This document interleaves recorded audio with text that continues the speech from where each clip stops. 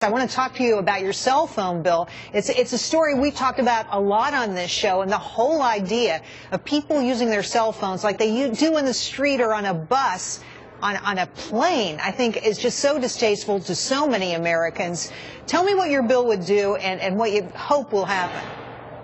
Well, it's going to make sure that we use common courtesy in the air. I fly back and forth 3 weeks out of the month, sit close, very close to many passengers that I get to know personally, and I don't think they want to hear me talking on my cell phone the entire time. So what this bill does, it bans voice communication. We can still text, you can still do email, use email, and other sources of communication. It's the common sense thing to do to keep courtesy in a very enclosed environment. Three of the airlines, Delta, JetBlue, United, they're already saying we don't want to see this happen. Ultimately, do you think this should be the decision of the airlines themselves? Should they have a role?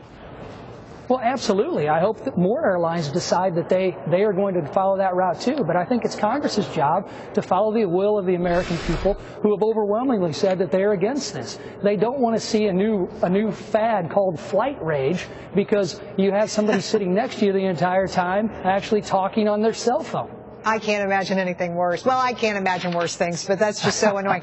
But Stephen Butler from Tennessee actually had great pushback on this. He submitted an email through the public comment, and here's what he said. We've had phones before, and it wasn't a problem. Does no one remember the Air phone, the role that it played with Flight 93 on 9/11? And, of course, the phone was used to try to contact help, to try to contact assistance. What do you say to that? There might be a use for these cell phones. Well, during an emergency situation, I don't think anybody's going to say, hey, get off your cell phone.